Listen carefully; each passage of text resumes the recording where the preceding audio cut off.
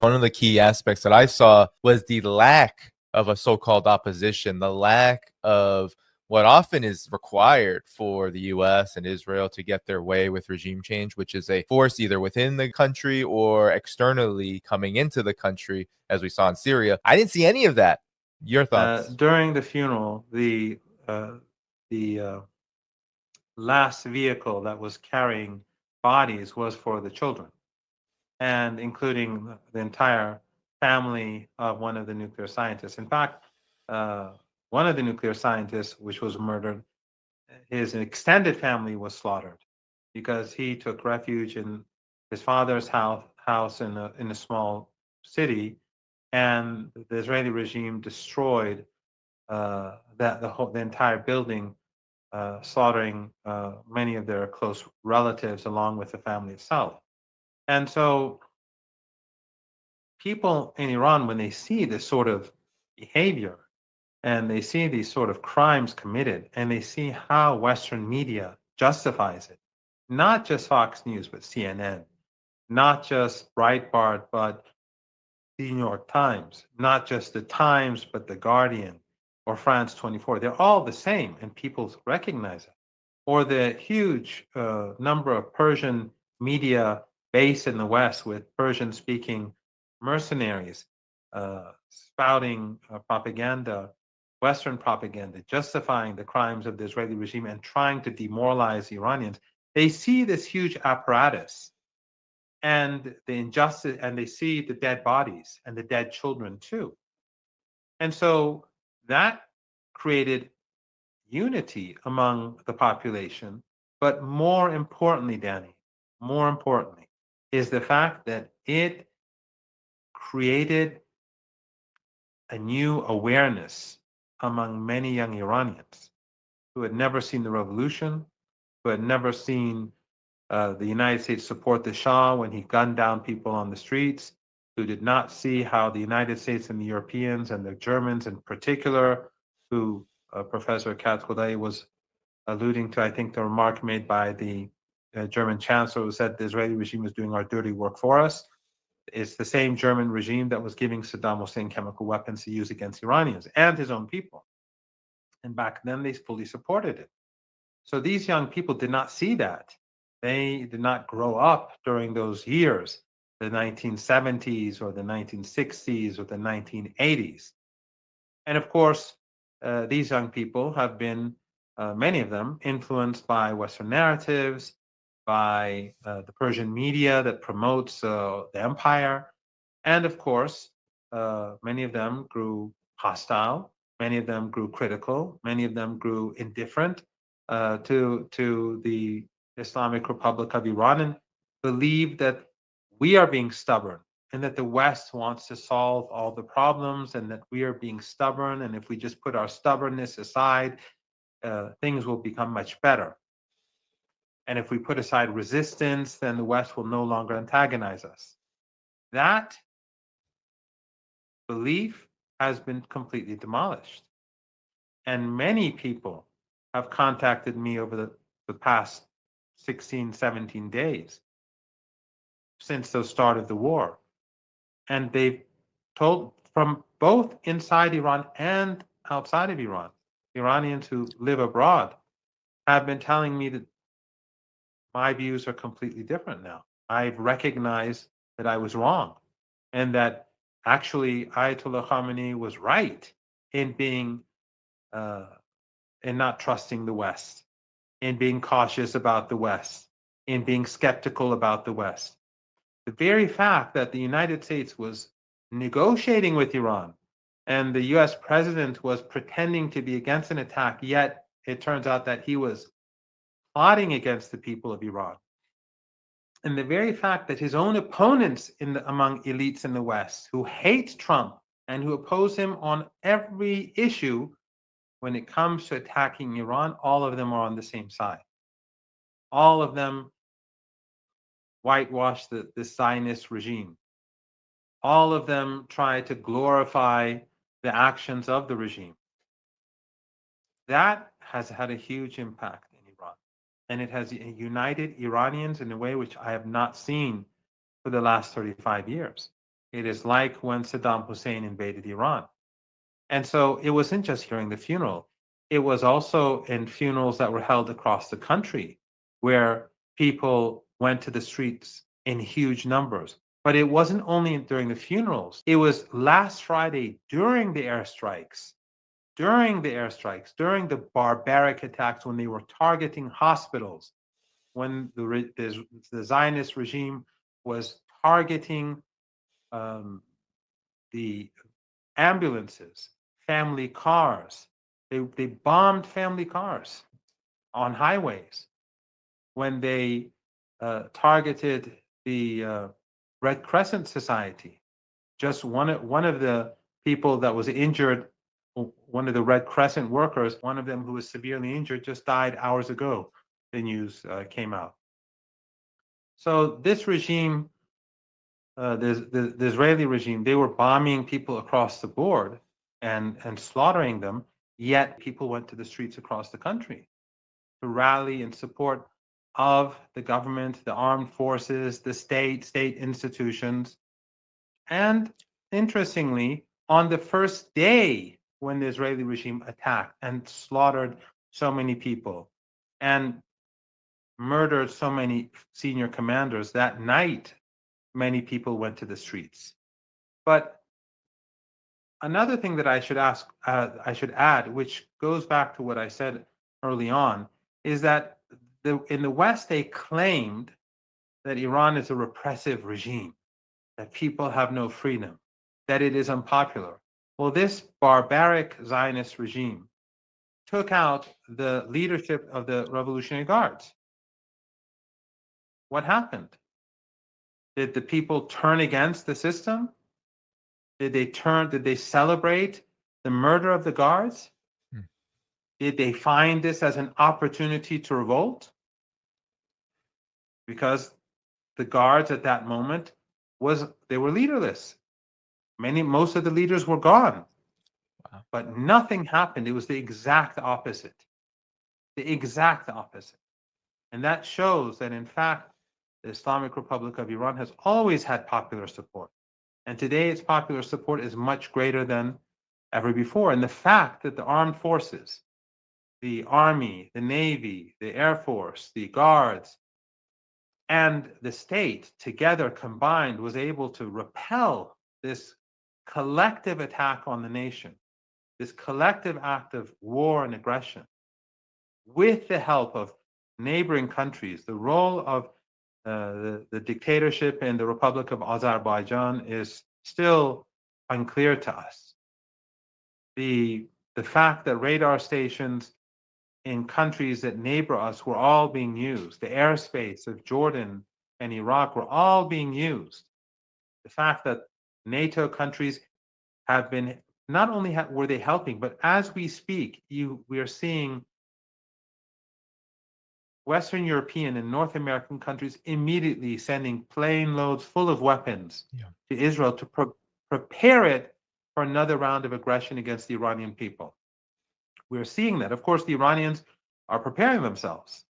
And this time round, if anything happens, the punishment for the Israeli regime, will be different from before. And my advice to Zionists is to leave Palestine now. They have no future there. Those who have carried out crimes against humanity, who have slaughtered Palestinians in the West Bank and in the Gaza Strip in particular, they should leave now. But in any case, the point is that all of the narratives of the West with regards to Iran have been proven to be false. And whenever in the past we would say that your narratives are false in the Western media, they would laugh at us, they would ridicule us, they'd insult us, they'd call me a mouthpiece of the regime. The likes of Piers Morgan and others who people talk about his hostility towards me and his hatred for Iran and his constant abuse towards Iran. Even though all of that abuse, not just by him, but by all of these mainstream Western media outlets, all of them do this in order to legitimize aggression. They create hatred for a people to prepare the grounds for war, to make ordinary people in the West support war. And then they lie about, Fox News is now telling people about threat inside the United States. They arrest 4 Iranians who went to the United States to immigrate. They speak about sleeper cells, all lies, including CNN speaking about sleeper cells, these liberals. They do it to demonize ordinary Iranians in the United States, but also to create hatred for Iran, to legitimize airstrikes, to legitimize murder, to legitimize the slaughter of entire families and people living in apartment blocks. That is what this is all about. But people today see through it. And so these Western media narratives, all of them have been crushed. They've been broken. People see what's going on the streets in Iran. People see what's going on now in the UK. We see in how the slogans against the Israeli regime are being repeated by huge crowds. Huge crowds are chanting against this murderous Zionist regime, and this BBC tries to censor it. And the regime in London tries to create fear by saying that they're going to carry out an inquiry. In other words, what they want to create fear in order to silence people who support the Palestinian people and who oppose the Holocaust. So it's extraordinary how the tables have turned. Until now, the narrative has been that the Iranian people are against the so-called regime, where it turns out that the British people are against the regime. There are reports that Israel now that they are seeking something, an incredible amount of money worth 17 billion, I think, U.S. dollars worth of air defense replenishments following this 12-day war, as the West is calling it. In large part because the U.S. has admitted itself that it depleted about 20+% of its entire THAAD air defense systems, giving them to Israel in order to defend against Iranian missiles. There's big fights about this, and I'm curious on your reaction to the state of Israel, not the state of Israel, but the status of Israel after this, because on the one hand, they're claiming and they're saying that they want to go back at it as soon as possible. On the other, I'm curious on your assessment of how Iran actually did, because there's a lot of people who have doubted Iran's response, and I'm curious your reaction to this. Well, I think Trump himself stated that Israel was hit really hard, and he didn't have to say that. I mean, he could have just not said it, but the reason was that it was something undeniable. And as I said, the reason why the war ended after 12 days, it didn't end. I mean, that was just a kind of a ceasefire, was because Israel could not take it anymore.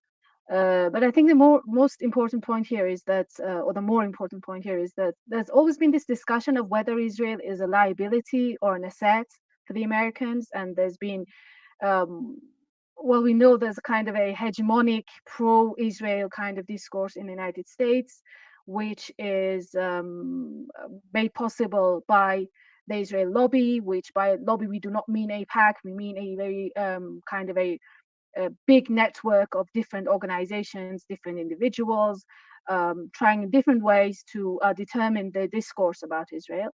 But in recent years, recent decades, especially after the publication of the Israel lobby by Mersheimer and Walt, there's this discussion of how beneficial this relationship is for the Americans.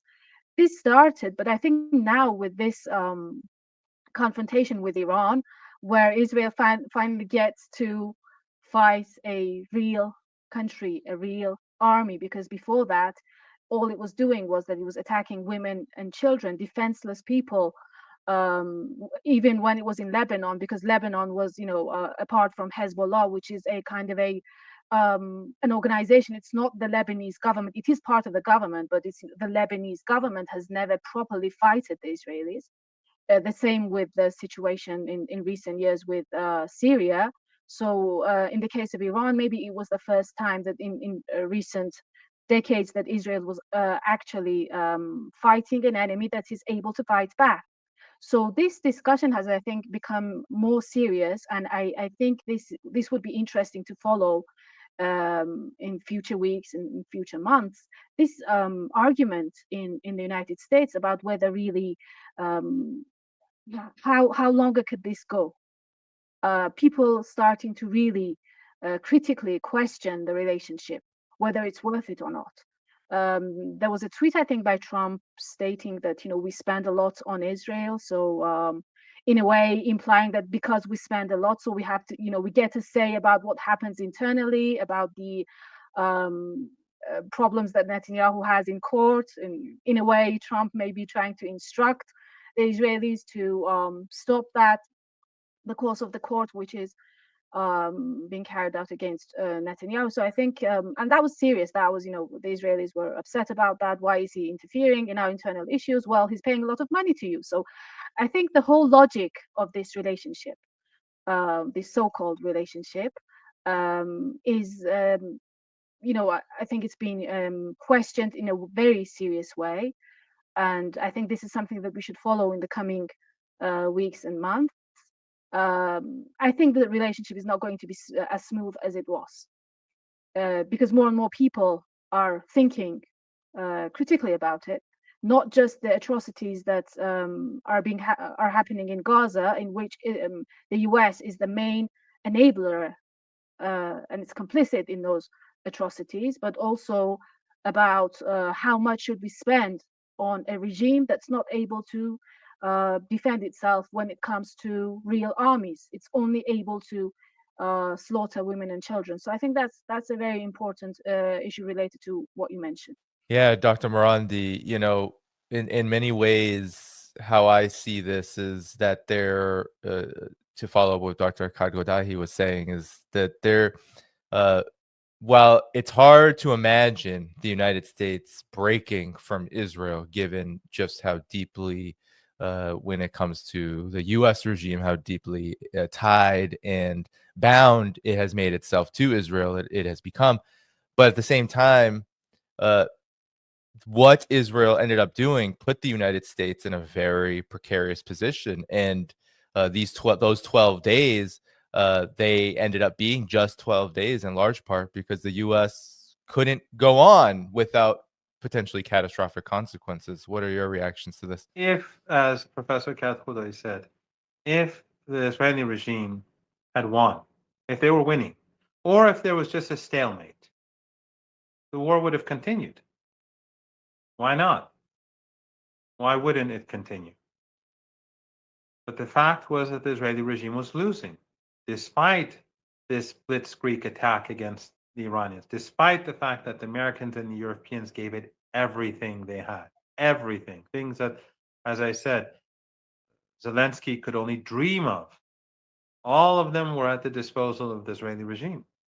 Not just the equipment, but the US troops themselves, US air defenses, the Europeans, regional actors, all having US assets on their territory to be used against the Iranians. Every single one. So, despite all that, they had to end it swiftly. Remember in the beginning hours how Trump was gloating and how he was ridiculing Iran because he thought that the regime was winning. Because he has no understanding, nor does his people, nor do American elites, nor do these so-called Iran experts in U.S. think tanks. None of them have any idea about the reality in Iran. They all misread Iran because they've been busy producing propaganda for decades. These so-called think tankers produce all sorts of material about Iran, all nonsense. Whether it's the Atlantic, the New York Times, or the think tanks themselves, they all produce nonsense and propaganda like the propaganda of the Soviet Union, only a bit more shiny and a bit more well written and a bit more sophisticated than the crude propaganda of old. So they fund their so-called Iran experts to say what needs to be said. And then those Iran experts invite politicians and give them huge honorariums to come and say what needs to be said so that they can get more funding to pay to themselves and the politicians. And everyone is benefiting off of this circle and these relationships, except for the American people who are paying for it. That when the time comes and policies are implemented, we see that the exact opposite of what all of them were predicting turns out to be the case. And yet, since there's no accountability in the United States whatsoever, no one goes back 10 years to see what these people said about Iran and what actually happened. No one goes back 3 years ago to see what they were saying about Iran and what actually happened. No one looks and sees what they were saying 15 years ago and their predictions about the future of Iran, whether they were right or wrong. No one does that. They continue to speak nonsense. They continue to get it wrong. The United States continues to misread the situation. They implement, and the Europeans, and this Zionist regime, and they continue to implement policies that hurt themselves more than anyone else. Because when you implement a policy based on ignorance, you're going to get hurt. And the Israeli regime has turned out to be a huge liability for the West. It is no asset whatsoever. The West's image has been demolished, completely demolished, because of Gaza, because of the genocidal attacks in Lebanon, because of the war they waged against Yemen, and because of the unprovoked war against Iran, and because of the ethnic cleansing in the West Bank, and because the Israeli regime is now universally acknowledged as an apartheid ethno-supremacist regime. People across the world have woken up. People in the West have woken up. You see major actors in the United States like Tucker Carlson, Candace Owens, even Bannon in his own way. Even Bannon in his own way. Not that he's someone who I admire in any way or form, but even Bannon in his own way. Right. Look at how they're, and of course, across the board, you see how people are changing, and even attitudes towards Iran. Because in the left, in the West, not in the global South, in the global South, the left has always had a good relationship with Iran, an excellent relationship with Iran in many cases. But in the West, the left has always been irrationally hostile towards Iran. And there are many reasons for that, and I don't want to go into it. Maybe one day we can discuss that in detail. But we see the left is changing their attitudes, thanks to a lot of very decent people. But also among the right, attitudes are changing towards Iran. And the left and the right, their attitudes are changing towards the Israeli regime and towards Western regimes as well. And that divide that has been created in the West in order to keep people separate, in order to keep them all in small pockets and separate from each other so that the regime could rule more easily, that divide is falling apart. And people across the board, left, right, center, wherever they are on the political map, they're recognizing what's happening. They're recognizing how Western media, whether it's state media like the BBC, or whether it's so-called private media like CNN, whether it's the left, the so-called left like MSNBC, or in reality, the liberals, or it's the right like Fox News, and the same is true across Europe, in Australia, New Zealand, Canada. They're all the same. They all belong to the same political regime. They do not reflect the views of the people. They hide genocide. They hide a Holocaust. If you say death to the IDF at a concert, to the IDF, not to even Zionists, just the IDF as a institute of slaughter, like the German army in the Second World War. If you say that, the police will come after you. You will be censored. There will be an inquiry. All the political regime and the political parties affiliated to the regime will universally condemn you. They'll make you feel threatened. All of this is causing people to wake up even further. It's having the opposite effect of what they intended. The more they expose themselves, the more people will recognize that this whole notion of the civilized world and the free world was all a facade. And not just in the West, but across the world. People across the world are witnessing what's happening in the UK. They're witnessing what's happening in the United States. They're witnessing what's happening in Gaza and Iran. They're witnessing how Western regimes and the International Atomic Energy Agency are effectively endorsing airstrikes on civilian nuclear sites, which could kill, hypothetically, through contamination, people across the region and in cities nearby. That is how sinister they are. People see that across the world. So things have changed and they're not going to go back. So, in all of this, not all of this, a lot of this is because of the Israeli regime. Empire is sinister. There's no doubt about it.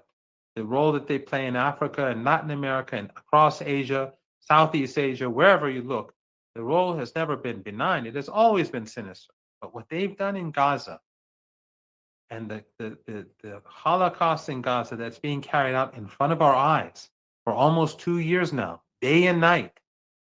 And then simultaneously, we see how the Western media looks away or tries to justify it. And Western states clamp down on people who protest and makes them pay a price. All of that means that the Zionist project is a liability. It is a burden to the empire, especially to an empire that is collapsing fast and which is reached the end of the road.